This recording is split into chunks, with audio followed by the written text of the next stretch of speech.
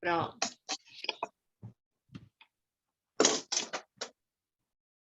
Quem faz a oração para a gente? Posso fazer. Amado Mestre Jesus, aqui estamos, Pai, novamente reunidos e agradecendo desde já, Pai, por esse meio que nos aproxima, que nos deixa olhar um ao outro, quando não podemos estar junto de outra forma. Mas sabemos que futuramente, Pai, estaremos novamente reunidos, nos abraçando, olhando um no olho do outro, podendo trocar nossas impressões, sentir o pulsar dos nossos corações. Futuramente estaremos dessa forma, Pai. Agradecemos a Emmanuel por esse livro maravilhoso que tanto nos ensina a aprendermos, Pai, a ser mais humildes, generosos, um coração amoroso como o teu. Agradecemos também a Joana pelas lições que tanto nos aproximam de ti, Pai, que nos desperta para o trabalho da tua seara, que tantos ensinamentos nos trazem. Só temos, Pai, gratidão por tudo e por todos que têm vindo dar as comunicações de tanta relevância para o engrandecimento das nossas almas. E te pedimos, Senhor, pelos nossos anjos da guarda, para que nos ilumine e nos intuam no caminho que nos levará até ti. Agradecido, Pai, estamos pelas bênçãos na vida do João, que tanto tem estudado e transmitido o conhecimento sobre a doutrina, Pai, a tua doutrina do amor e da caridade. E te pedimos, Senhor, que fique conosco, hoje e sempre. Graças a Deus. Amém. Bom, então vamos lá, né, gente? Estamos no resumo do capítulo 4, não é isso? Isso. Cujo Exatamente. título é Na Galileia.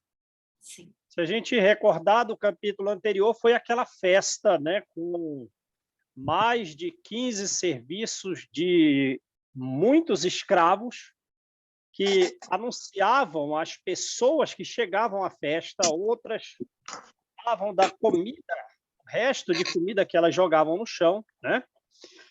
E eles, depois do jantar, passaram por infinitos salões, sempre com aquelas músicas, né, sensuais, danças sensuais. Ia ter uma luta de gladiadores, estão lembrados? Que não teve, porque Lívia pediu para que não tivesse.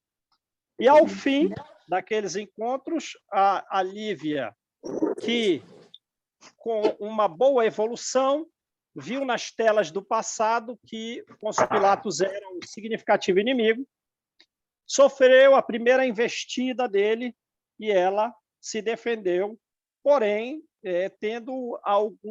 sofrendo alguma vertigem, alguma espécie de quase desmaio, né?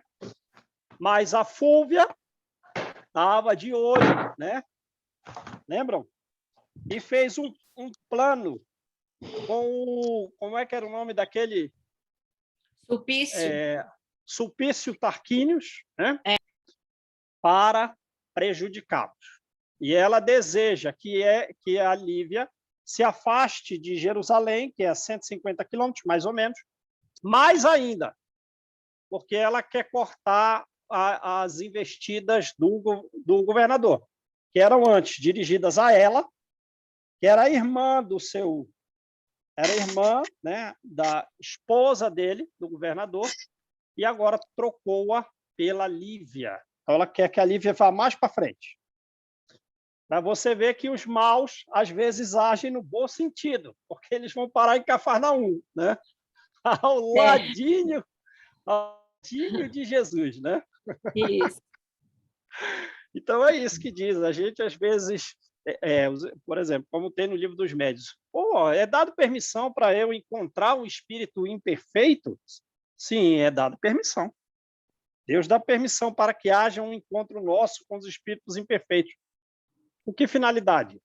Bom, o episódio pode não ser bom, mas a consequência pode ser. Então, está aí uma consequência positiva, né, das ideias de Fúvia. Eles foram parar em Cafarnaum. Beleza, mas terminado esse jantar na casa de Pôncio Pilatos, na manhã seguinte, lá está Fúvia, né?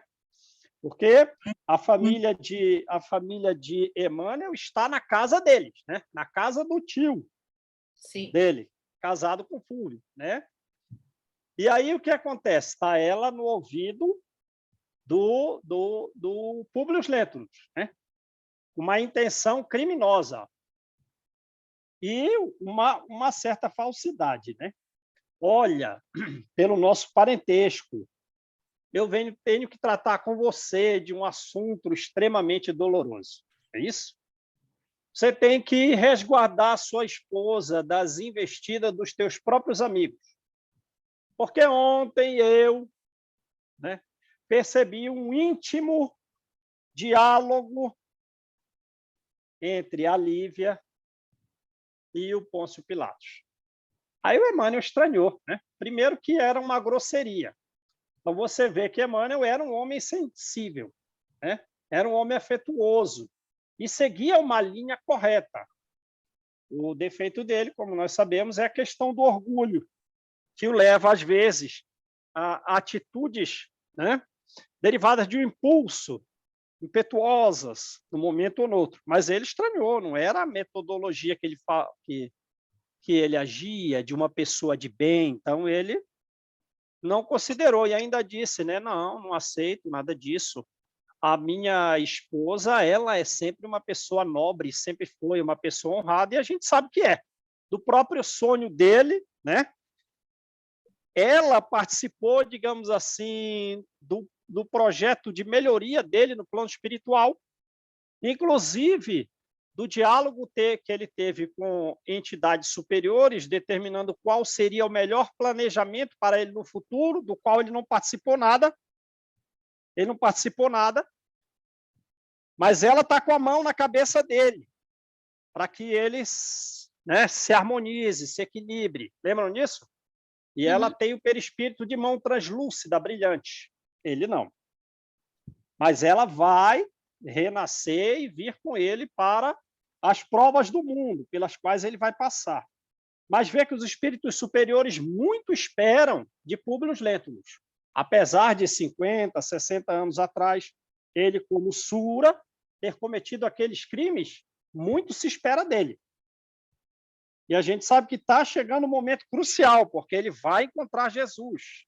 E no planejamento dele, ele vai ser rico e vai encontrar com a verdade para que ele possa ser um instrumento, digamos, da espiritualidade superior em auxílio aos outros. Porque imagina, uma coisa é um centurião ou outro, um comandante de 100 homens, né, que tem um filho doente e levar o filho para ser curado ali com Jesus. Agora, outra coisa é um senador.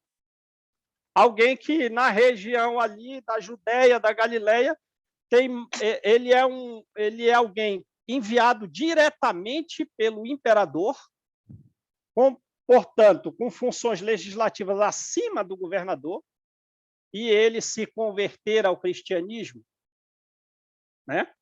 É aquela ideia do plano superior que está no livro A Caminho da Luz, de unir todos os povos numa única fraternidade, e ele seria, naturalmente, um instrumento adequado para isso. Lembram? Sim. Então tá, beleza. Então, ele estranhou a atitude grosseira, disse que a esposa era nobre. Aí a Fúvia dá detalhes do que ela acredita ter visto através das lentes escuras que ela possui, né? Através de uma imaginação doentia, dando informações, o que deixa o Plúmio Lentos pensativo, taciturno. E ela diz, olha, tu está levando muito longe a confiança na tua esposa e não deverias repudiar a experiência feminina minha. E a prova do que eu estou falando é que ela vai preferir ir para Nazaré, né, para encontrar o governador. Mas eles não vão para Nazaré, né? Eles vão para Cafarnaum, né? Lembra? Aí ela saiu, a Fúvia saiu, e ele ficou lá ensimesmado com aquele assunto. Não aceitava, mas está completamente coberto de sombras escuras, né? Sensível, é uma pessoa sensível? É afetuoso? É inteligente? Sim. Senão não se esperaria, ele tem muitas qualidades, né? Mas está lá ensimesmado com aquela situação, né? Aí ele está pensando, né? Meu Deus do céu, o que eu vim parar aqui? Forças tenebrosas parecem conspirar contra o meu destino aqui em Jerusalém, né? E eu não tenho ninguém para dialogar. Eu tinha para dialogar comigo o Flamínio Severus, mas e ficou ali naquela posição taciturna. Lá vem as investidas do planejamento da sombra. Tem alguém pedindo uma entrevista com ele. Quem é? Suplício Tarquínios. E ele vai falar justamente para onde ele deveria ir, com a ideia de Fúvia, né, de afastar a Lívia mais e mais do governador. Então, qual é a ideia que o Suplício traz? Sulpício, né? Ele diz, olha, Nazaré não é uma boa cidade para você ir. Nazaré, as casas não são boas, tem que se fazer uma imensa reforma. Porque pensa, vai um senador para uma casa. Beleza, como é essa casa? Vai só ele, a esposa e 2 filhos? Não, vai levar centenas de escravos. Onde ficam esses escravos? Dorme aonde? Muitos dormiam pelo chão, na porta do quarto, pelo chão da casa, mas tem que ser uma casa grandiosa, né? Então ele diz, olha, as casas boas que tem aqui para se alugar aqui perto, casas de romanos, casas de compatrícios, na Galileia, que construíram casas magníficas, ao estilo da época, com muitos pomares. Os romanos eles gostavam muito de arte, então, digamos assim, o jardim é magnífico. Até a gente gostaria de ver aqueles jardins, de estar naqueles jardins romanos. As paredes são pintadas, as obras de arte são muito significativas. Os quartos são pequenos, mas são muito decorados. Só tem uma cama no quarto, mas tem muito mosaico para todo lado. Tem cão de guarda, tem anúncio de cão de guarda nos mosaicos. Quer dizer, pega um mosaicista, alguém que pega aquelas pedrinhas pequenas e sai montando figuras. Obra de artes significativas, uma beleza, muita cor, muita pintura, retratando, digamos assim, a cultura grega, retratando atos de heroísmo, retratando a pintura egípcia. Então, são casas grandiosas para abrigar uma quantia tão grande de escravos. Então, o local adequado para você alugar uma casa é Cafarnaum. Aí diz, bom,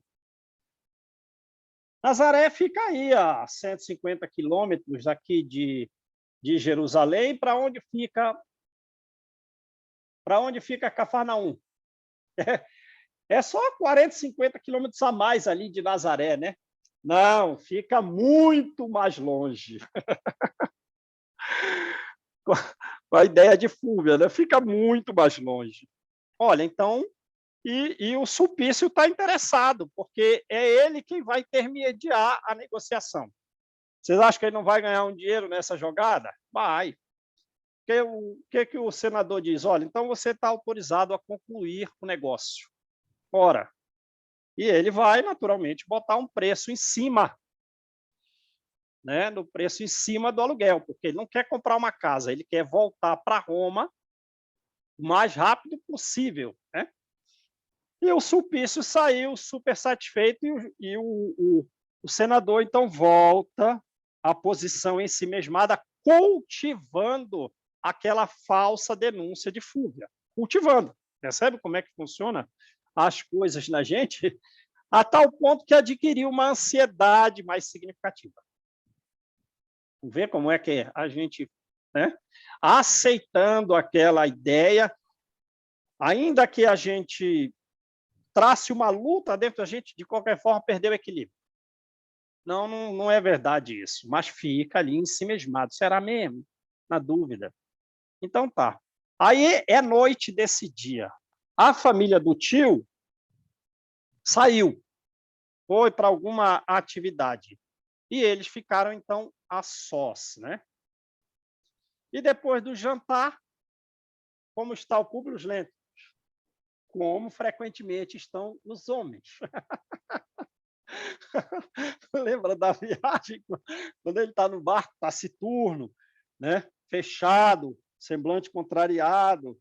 A viagem magnífica, saindo da Itália, uma paisagem bela. Não está coletando nada, né? E ali está na mesma volta, aquele mesmo estado taciturno, né? Contrariado. E a Lívia é super encantada, super feliz, né? As mulheres naquele outro mundo. É o capítulo 3 do Evangelho. Os homens estão assim no mundo primitivo. Aí, às vezes, ele vai para as provas e expiações que não estão os melhores. Não, as mulheres já estão assim no de regeneração, sempre de bem. Aí lá vai ela. Ah, meu querido, quanto me dói te ver assim nesse estado em que você está. A gente viajou para que você ficasse bem, mas não aconteceu nada disso. Você continua como você é. Como diz a Joana, né? Nós não podemos fugir de nós mesmos. Onde formos, os problemas estão conosco, né? Aí a viagem foi para você melhorar os ares, mas você continua assim. Quando é que nós iremos? Aí ela, né, na ingenuidade, quando é, e não tinha como saber mesmo, né? Como se tivesse um sopro do plano espiritual, mas o plano espiritual sabe que a gente tem que viver as provas. Quando é que nós vamos para Nazaré para ver se nós nos afastamos dessas pessoas que são muito diferentes de nós? Pronto. Aí não foi nem para o mundo, foi para o inferno direto. Para Nazaré! Para Nazaré! Aí já, né? Sombrio, irritado, lembrando da história da Fúvia, né? Aí a mulher continua, né? Mas não foi isso que você decidiu ontem? Aí lá trouxe ela de novo para o mundo superior, né? Eu lembro, o capítulo 3 do Evangelho tem o mundo superior, mas também reflete o estado mental das almas. Então, nós mesmos estamos transitando, todo mundo primitivo, todo mundo em prova de expiação, agora estou de regeneração, cair para o primitivo, mentalmente cair, subir um pouco, os homens estão assim, né? Subindo e descendo. Aí ele já se arrependeu do que falou, da forma como falou, né? Porque em alguns instantes foi para o inferno, né? Abrigou por uns instantes a energia maléfica de Fúvia e de outros espíritos inferiores associados. Aí, quando ele voltou, tomou a mão da companheira, né? Aí ele que tinha falado num estado super agressivo, agora está sussurrando, né? Agora está sussurrando. Tomou a mão dela. Minha esposa, você tem toda a razão. Eu te peço desculpas por quanto tempo eu não tenho estado assim, ensimesmado, taciturno. nas sombras, escuro. Mas eu desperto agora.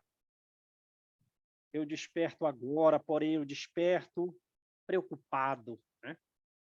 Me perdoa, eu desperto preocupado, porque eu acho que alguma coisa aqui em Jerusalém é um mau agouro que vai nos separar, que vai nos prejudicar.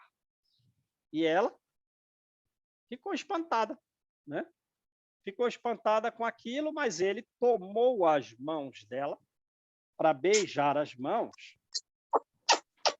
E o que aconteceu? Para ver que era uma verdade, a Lívia tomou ciência que era uma verdade aquilo que ele falava, porque ele deixou pingar uma lágrima. Ele chorou nas mãos dela.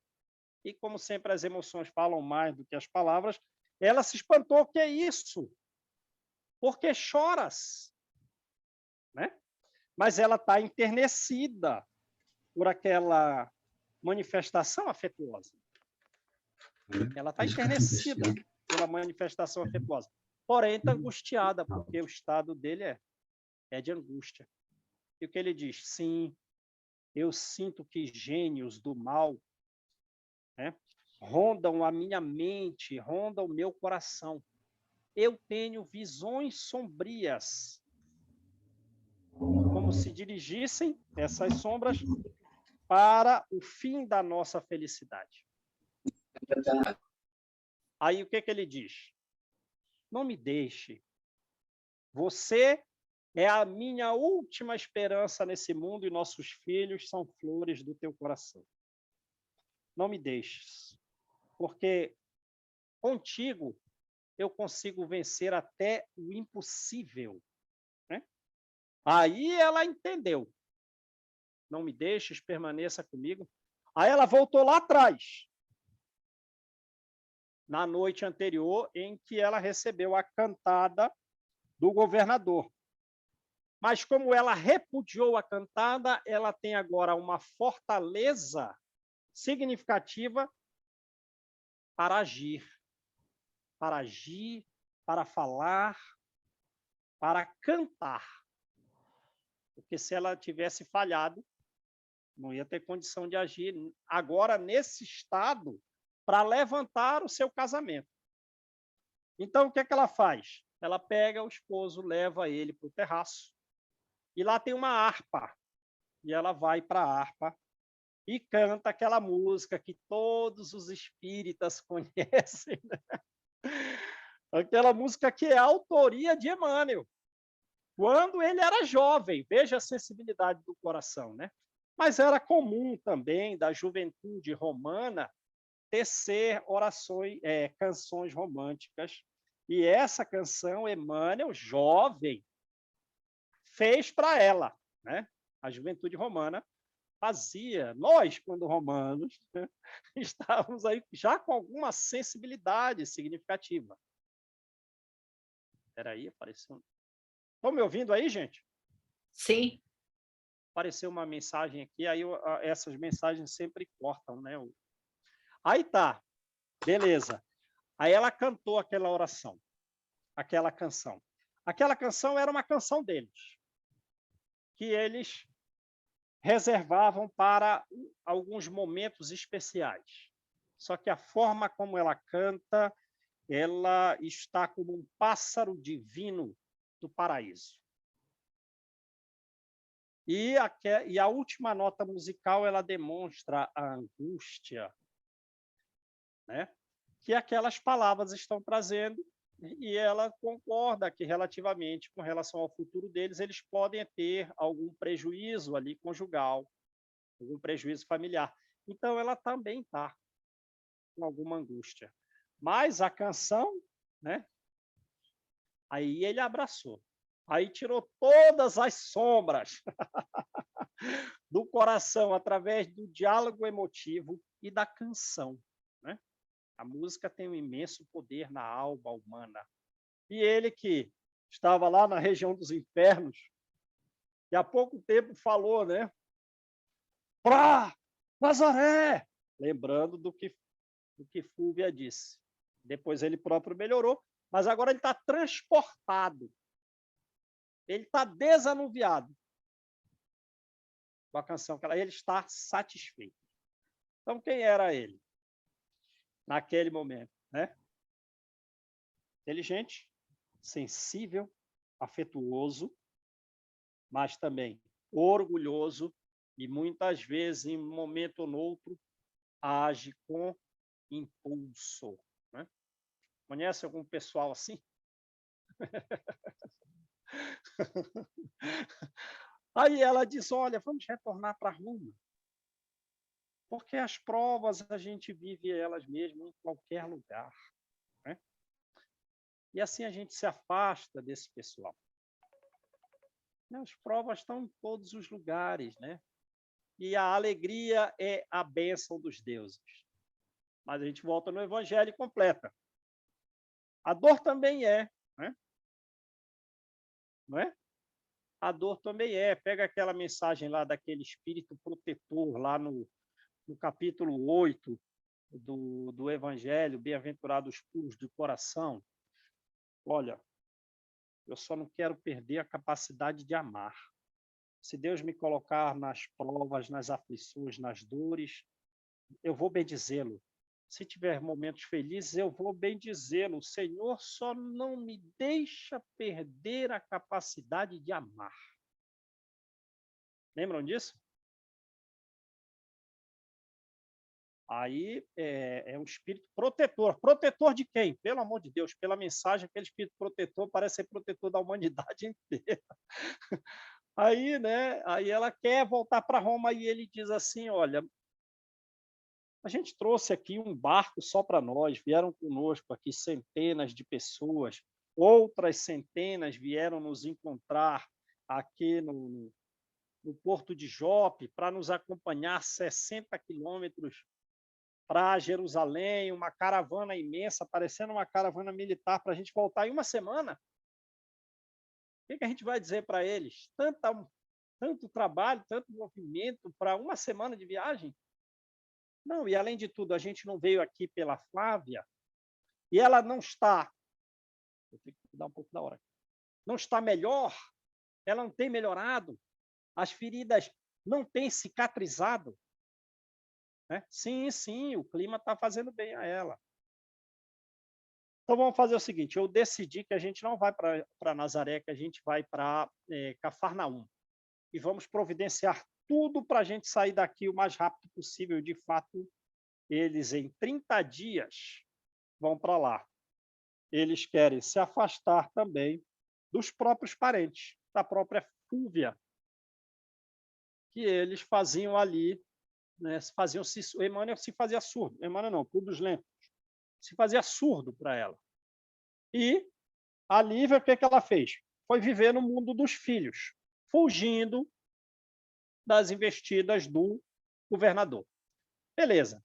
Nesse ínterim aí de 30 dias, ele tem numerosos escravos, mas contrata mais 2.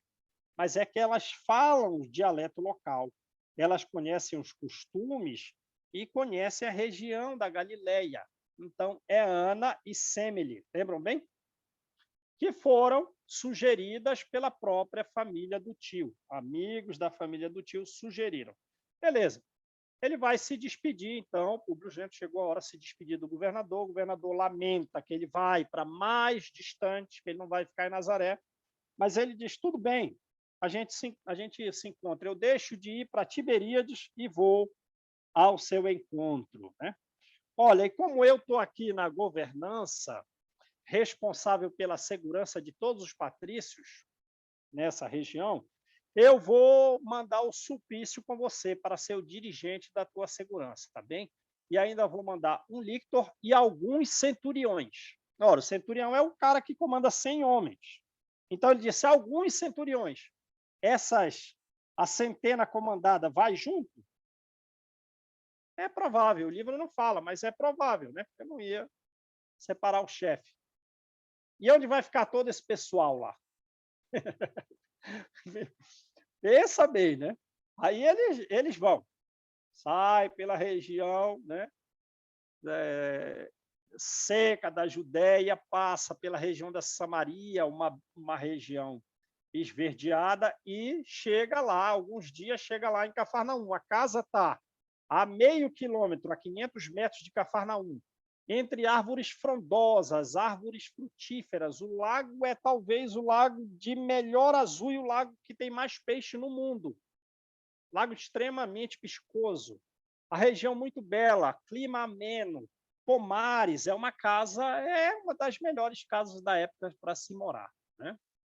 Ele e todos aqueles escravos, né? Uma casa magnífica. E a paisagem é muito bela, né? O lago magnificamente belo. Ao norte, o Monte Hermon, coberto de neve. A oeste, algumas planícies verdes. E aquela região tem flores de lá e outras que foram trazidas de outra parte do mundo. Uma região muito verde, muito bela. A época era assim, né? Então, beleza. Eles, quando dá 30 dias que eles estão ali, a filha piorou muito. A filha, que já estava com antigas feridas, o corpo totalmente coberto de feridas, estava agora muito mais grave. As manchas rosas, as manchas violetas, violáceas, viraram uma ferida. E ela está muito prostrada, não sai da cama. E os recursos que os pais dão, eles estão supondo que ela vai morrer. Agora me digam, vocês, que doença é essa? Ô, Júnior, Ah, eu fiquei pensando assim, essa parte da aula fui eu quem dei, né, da última sim, vez. Eu fiquei sim. pensando assim, essa piora, eu não sei não. Eu até pergunto aí, né? Essa piora é providencial? Estou achando que sim. É, É providencial, né? Tem que piorar, porque como que vai haver encontro se não piora? sim. Exatamente. Também acho.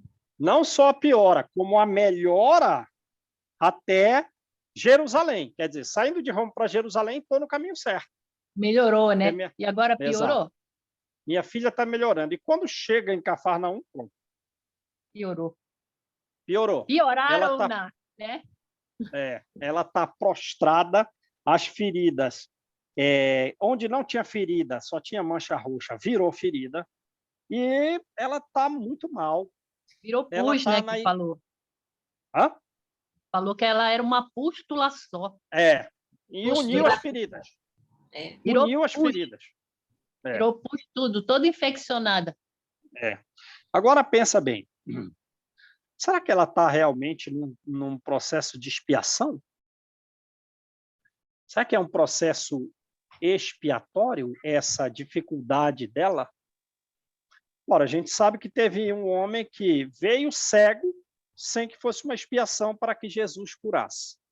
Uma doença que caminha para a melhora e em 30 dias tem uma piora muito significativa, como quem diz assim, olha, e a gente sabe que o plano espiritual está atuando muito ali. Porque, pensa bem, fecha os olhos, Jesus no mundo, os encarnados estão ali, né, interessados em ouvi-lo. Outros em afastá-lo. E o plano espiritual? Mexeu muito mais com o plano espiritual. A Flávia, ela tem 7 anos de idade, então a reencarnação dela ainda não está formada, né? Ela tem o espírito com ela constantemente, o anjo da guarda constantemente com ela. E quando o Sulpício Tarquínio, num jantar de Pôncio Pilatos, fala de Jesus, ela ainda criança, com essa idade, muito se interessa por Jesus. Então, como diz no Evangelho, capítulo 5, existem algumas provações que às vezes não são expiação. Talvez tenham sido escolhidas, mesmo expiações escolhidas, quer dizer, algum grau de provação mais significativo para dar saltos de progresso. Então, a gente não pode afirmar que o caso da Flávia, de 7 anos de idade, seja uma expiação, porque o comportamento psicológico dela é de uma criança madura, de uma criança interessada em Jesus, né? Sempre ali bem comportada, e até no fim desse capítulo, ela muito interessada em Jesus. Então, é provável, tem alguma possibilidade também, a gente também não pode afirmar, tem que ver mais o que ele vai falar. Talvez ela tenha escolhido essa prova para levantar a família inteira, porque se um senador romano se torna cristão, vai mexer com Roma inteira. Ele veio amando do imperador, né? Beleza, gente? Igual o Então, cego, Hã? igual o cego, né? Igual cego, exatamente. Então, ele está ali em Cafarnaum, né? E ele ouve falar de Jesus. Está um mês e ouve falar das pregações de Jesus, né? E ele, muitas vezes, o plano espiritual superior vai até ele, que ele vai curar a tua filha, vai até ele. E a doença da filha, muitíssimo agravada, a ponto dele achar que ela ia morrer em 30 dias. Piorou a ponto de causar no pai, e vai morrer. E vai morrer. Mas ele está resistindo, né? Está resistindo. Não, isso é muita humilhação. Não vou, não. Eu tenho Porque aqui meus 30 dedos. dias, hein, Júnior? 30 dias é Tá. muito tempo, cara, para uma criança que está prostrada. Entende? Ele usou Ué. essa palavra. A criança está prostrada, então o Sim, pai está vendo. A criança está morrendo ali na cara dele e ele está sim. nessa luta íntima. Para mim, 30 dias para uma criança prostrada, que ela era só uma pústula, é muito tempo. Entendeu o que eu É, pensei? aham. Ela piorou nesse prazo, né? E ficou mal. Ora, e a espiritualidade superior está dizendo, leva ela para... Não, não posso. Leva ela para Jesus. Muitas vezes na cabeça dele, leva. Não, seria muita humilhação. Tenho aqui os meus vassalos. Aqui é um império romano que manda. Como é que eu vou pedir ajuda para outra raça? Né? Aqui estão os plebeus. Né? E além de tudo, isso vai ter uma consequência sociopolítica grave, talvez, para mim e para minha família. Mas vê o quanto ele é convidado a renunciar também, né? Como fez Paulo. Sai do máximo da tribuna, uma esperança de uma raça inteira, porque se não tinha Jesus, se não veio aquele que iria retirá-los daquela situação de subjugação romana, a esperança deles continua. Quem vai fazer isso é Paulo. Aí Paulo sai do máximo topo para o tear. Pelo amor de Bom, Deus. aí não trata somente do orgulho em si, né? Tem a responsabilidade política dele ali também, como você falou. Embora o pano de fundo seja o orgulho, né? Embora o pano de fundo todo seja o orgulho. Mas eu não vejo assim que ele fala assim, não, eu só não vou porque eu não quero ir, porque, sabe? Mas tem toda essa responsabilidade dele como político ali também, né? Como imperador. O plano superior está convidando a renunciar a isso. Renuncia, outro faz esse papel. Para você, eu estou convidando você e, através de você, muitas outras almas, muitos outros espíritos, a subir com você. Esquece essa política, mas não vai esquecer, né? Mas ele permitia, ver como ele é sensível. Ele permitia que os seus escravos, muitos deles, fossem ouvir Jesus no sábado, incluindo a Ana, que era uma das mais fervorosas, né? Vinculadas a Jesus. Então, ele ouvia aquelas histórias, porque eles vinham de lá super emocionados, falando de Jesus, mas aí ele ouvia aquelas... Não, isso é a alma ignorante do povo, isso é a alma popular, né? Falando disso, mas quando os romanos, o Sulpício Tarquínios, em quem ele confiava, falava de Jesus, aquilo o surpreendia. Então, numa determinada tarde, a Flávia, no final desses 30 dias, aí chegou no auge da piora, o máximo da piora, né? Ela já tinha muitas feridas, mas agora é uma pústula viva, como disse a Alexandra. Ela mas vai morrer, vai morrer. Aí ele se interessa e divide divide a sua angústia com Sulpício Tarquínios, né? Olha, me fala um pouco desse profeta de Nazaré, que eu não estou interessado em ouvir a ignorância do povo, eu queria ouvir um romano. Queria ouvir um romano. E o Sulpício Tarquínios, sendo ele como ele era mesmo, interesses materialistas, interesses sensuais, mas ele tem um lado já bom voltado para Jesus, né? Ele diz, olha, eu me intriguei com aquela cena que eu relatei, que ele curou um filho de um centurião, não é o que está relatado no texto bíblico, porque esse centurião trouxe o filho dele. Aí eu me intriguei e eu tenho tentado acompanhar o que esse homem aí, o que ele fala, né?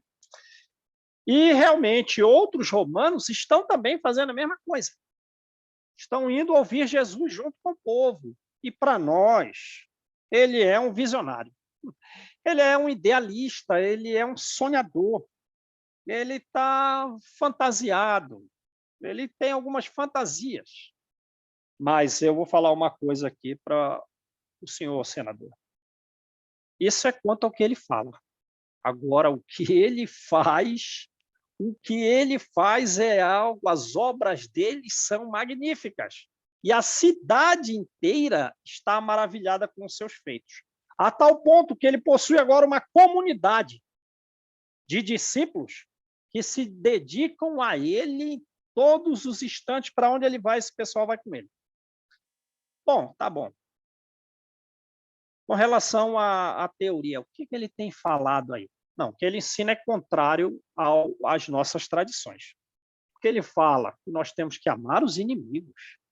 Ele fala que tem que ter uma fraternidade entre todos os homens, independentemente de origem. Ele exorta a todos que busquem o reino de Deus e a sua justiça. Mas ele não está falando de Júpiter. Não é o nosso senhor, né? O nosso chefe Júpiter. Não. Ele está falando de um Deus misericordioso. Ele está falando de um Deus compassivo, amoroso, que lá do Olimpo, aí vai no livro Céu e Inferno, né? Vai no livro Céu e Inferno, lá no Olimpo, quer dizer, o terceiro céu, ele nos olha e mais, ele sabe tudo dos nossos, ele conhece todos os nossos pensamentos, né? Aí ele diz, olha, ele também tem alguns ensinos morais aí, mas ele fala nesses ensinos morais de um reino, de um rei, de uns príncipes que com certeza nunca existiram. Agora tem um lado negativo. Tem um lado negativo. Todo mundo está achando que ele é um príncipe que vai requisitar os direitos e as prerrogativas do povo judeu, restituir os direitos. E o que? Opa, problema. Isso é a revolução. Isso é a ideia revolucionária. E o que as autoridades estão falando nisso? Olha, eu já vejo alguma reação daqueles que estão ligados a Herodes Antipas, né? Eles já não estão gostando, eles querem comunicar essas ideias revolucionárias para as autoridades. Aí, o gente, não. Olha, no fundo é o seguinte, não há uma necessidade de reação, porque eles são só fanáticos religiosos e eles são muito simples, né? Ele é só um homem do povo, cercado desse fanatismo, não tem como requisitar direitos, não tem como exercer alguma revolução. Além disso, se ele está pregando a humildade, a fraternidade, isso é incompatível com essas conquistas brutais necessárias, né? Com a guerra, com o atrito, né? Então, não tem necessidade de contra-ataque nenhum a essas expectativas revolucionárias. Agora, uma coisa me intriga. Esses feitos que você diz que ele executa, ele não me parece ser um homem comum, né? Bom, muitos dias vou levar a minha filha. Não dá. Não dá. E agora ele está expondo a um romano as suas dúvidas. Aí o romano o Sulpício Tarquínios pergunta para ele, Você deseja conhecê-lo? E mas ele é muito franco, né? Ele é muito honesto, muito franco. Não, eu não posso. Eu sou um homem do Estado. Eu não posso desmoralizar a minha autoridade perante o povo. Além disso, né, esses pregadores, esses pregadores deveriam fazer um estágio de estudo lá em Roma, para diminuir um pouco esse fanatismo, né? Para trazer os estudos dos gregos. E os gregos tocaram em todas essas questões transcendentes. E trabalho, para ver se dá uma renovada íntima nesse pessoal que é orgulhosamente vinculado à religião. De certa forma, está certo. Né? Tem lá no A Caminho da Luz que a expansão romana, que era uma ideia do plano espiritual superior para formar uma fraternidade entre todos os homens, por Roma deveria vir através do estudo. E eles já tinham toda a cultura grega que falava de todos os problemas transcendentes do homem. Mas fizeram isso pelas armas. Né? E ele está lá nesse diálogo, cujo centro do diálogo é Jesus. Mas e no interior da casa? No interior da casa está lá, né? A mãe, a Lívia, cuidando da filha de 7 anos, e Ana. A Ana que se mostrou, né?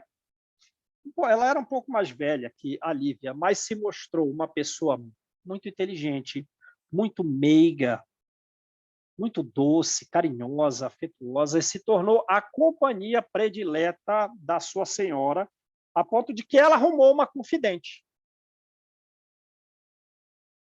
Ela arrumou uma confidente. Se lá, em Roma, era a esposa do Flamínio Severo, aqui era a Ana, né? E a Ana está na mesma ideia.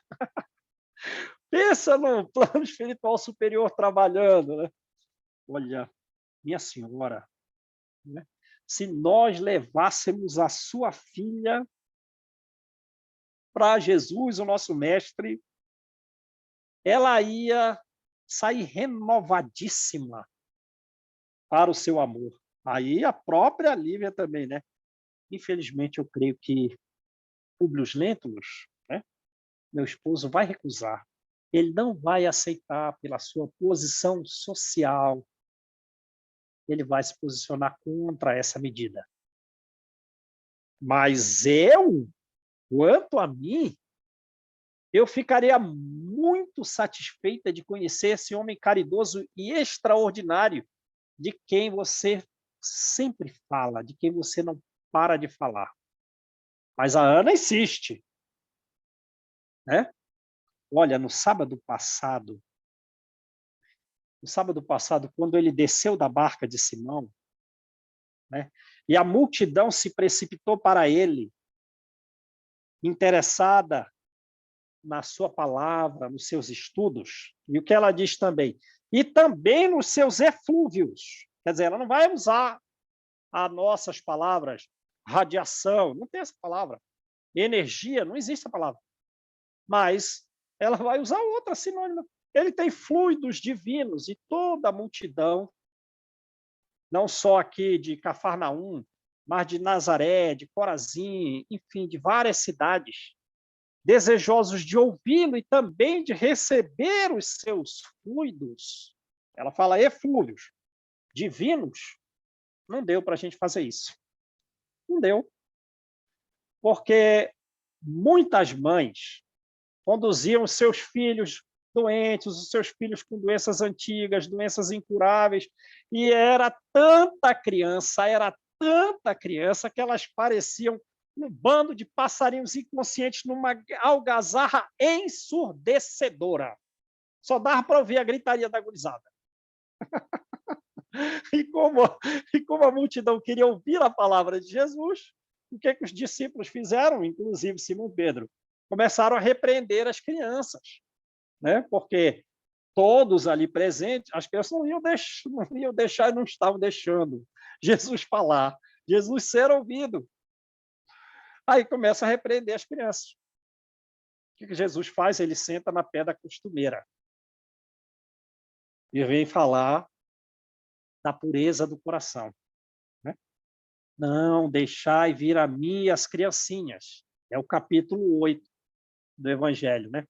Deixai vir os que têm o coração puro, né? Quer dizer, que estão no máximo grau de humildade, de simplicidade.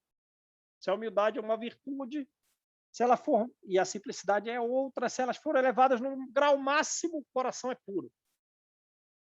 Pureza de coração. Não interessa o nível intelectual, não interessa o grau de sabedoria. Se tem pureza de coração, você vê a Deus. Quando é que a gente tem que usar mais a pureza de coração? É quando a gente está nas provas. Porque quando é que a gente usa a impureza do coração? Porque diante das provas a gente supõe. É na suposição, não, essa pessoa está fazendo isso por isso. Então vou revidar assim, vou dizer aquilo, vou falar aquilo outro. Então essa é a posição impura. Agora vê como uma criança se comporta diante das agressões que sofre. É como a gente tem que se comportar, né? É aí que a gente tem que usar a pureza do coração. Então Jesus está ensinando essa parte, né? Muito conhecida aí, né? Só que quando ele fala isso, silêncio imenso até as crianças. Quer dizer, até as crianças se embebiam daqueles fluidos. E elas vinham muito de longe com as suas mães, para que também fossem curadas. Ora, mas no assunto específico da Flávia, da Lívia ali, da família do senador Publio Lentulus, é a cura da filha. E ela está dizendo, olha, de uma só vez, ele curou centenas ali de crianças. Centenas e centenas de crianças curadas ali rápido. Aquela palavra é de uma beleza indescritível. Aos olhos, né, da mãe, de Lívia. Está ali, meu Deus, mas eu sinto que eu não posso receber esses benefícios. Aí é uma pena, senhora, insistindo a Ana, né? Porque muitas mulheres da alta classe social estão lá. Mulheres de romanos, mulheres dos cobradores de impostos, mulheres de pessoas da corte de Herodes. Estão lá misturadas, no meio do povo, no meio dos escravos. E ele não desdenha ninguém, né? Ele fala que o reino de Deus é para todos, né?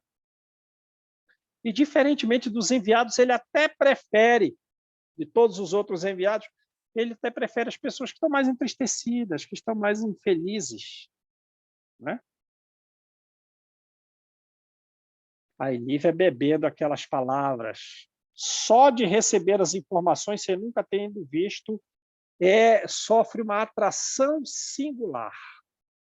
Só que é só ela? Só ela? Não, não, a Flávia, de 7 anos, sem a reencarnação completa, está ali, né? Está ali, ó, bebendo aquelas palavras. Febre altíssima. Uma pústula só, o corpo todo. E o senador entra no quarto. O senador entra no quarto, as mulheres se calam. Bom, continuam só nos afazeres, só nas atividades junto da doente. Ela febre alta, gemidos dolorosos, gemidos significativos. Meu Deus, se for verdade que a Flávia não necessitava vir assim, escolheu para vir assim, a gente vê o grau de renúncia das almas, e no livro Ação e Reação vai falar que o amor, a pessoa pode escolher as provações mais duras pelo amor. A gente vê o quanto não pode chegar o grau de amor humano e o quanto o planejamento espiritual é para que nós consigamos progredir.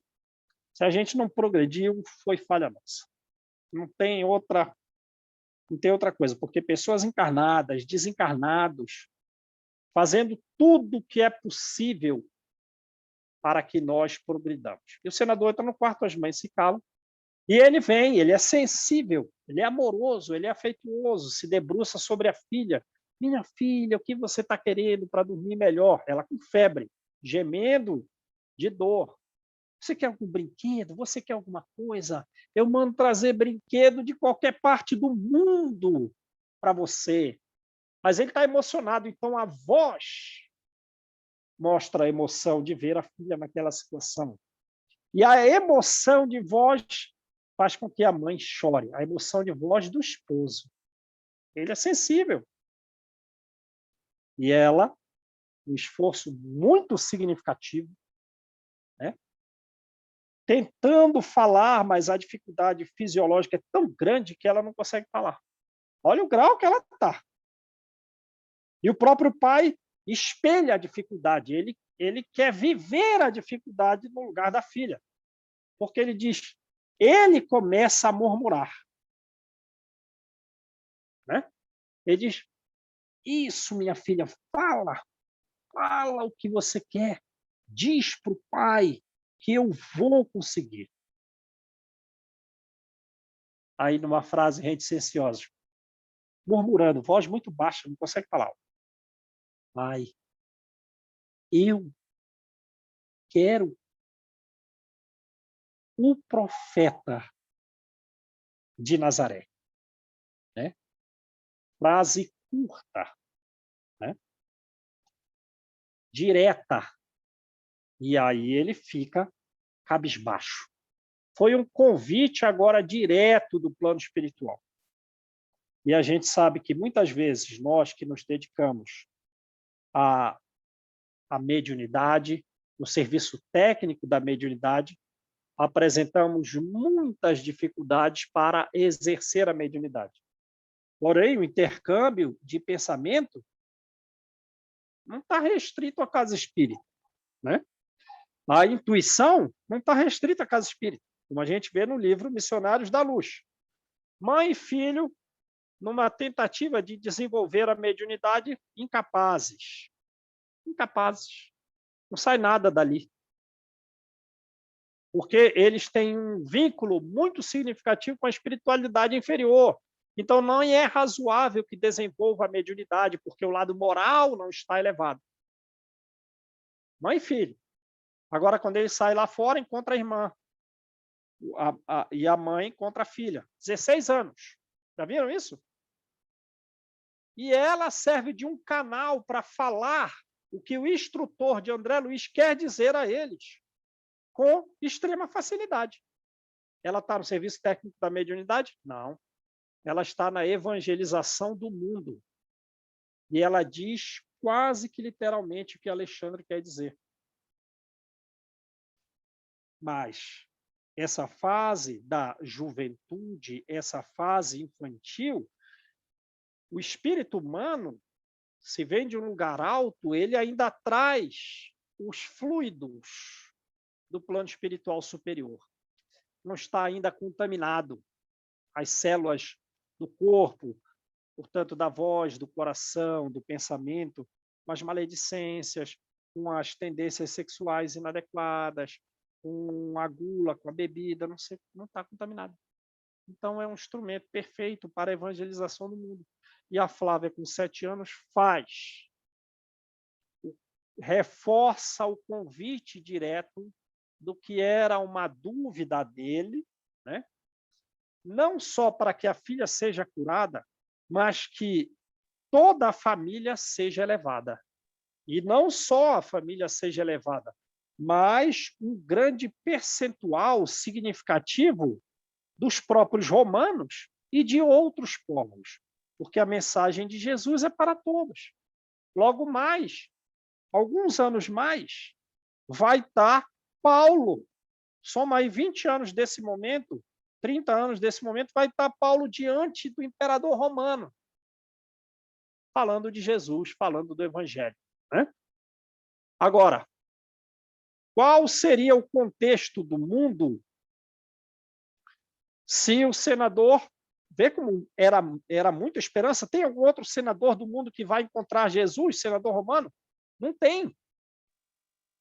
Então, muito se esperava. Ele tinha condições de dar uma grande contribuição ali no mundo romano, principalmente na classe dos ricos. Não fez, como Johnny, diz o livro. eu lembrei da Caminho da Luz, né? Que eu acho que a aposta nele era grande mesmo. Era E grande. que Roma absorvesse essa ideia mesmo de fraternidade, de empatia, e que buscasse o evangelho, porque a gente vê no livro A Caminho da Luz que os espíritos choraram, né, quando Roma faliu, É, porque a verdade. aposta era em Roma, né? Sim, E a gente fazendo essa associação da vida do senador com a aposta dos espíritos para Roma, a gente vê o tanto que ele podia alavancar isso aí, né? exatamente. Agora, como a gente vê no céu e inferno, algumas atividades intermediárias, quer dizer, tem espíritos que estão cuidando da harmonia de regiões planetárias, de sistemas planetários. Qual é o nível evolutivo desse espírito que cuida de um sistema planetário todo? Aí Kardec vem falando. Tem alguns que cuidam do planeta e outros que desejam conduzir povos, e outros que desejam conduzir famílias, e outros que desejam conduzir homens. Mas há espaço para todo tipo de gente. A missão para todo tipo de gente, e o trabalho é um só, a construção do edifício da humanidade. Aí ele diz, mas o homem numa posição intermediária, ele pode falhar. Só que a falha dele não prejudica o conjunto. Né? Por quê? Não prejudica o conjunto, cada um vai continuar como estava, ou progredir um pouco mais.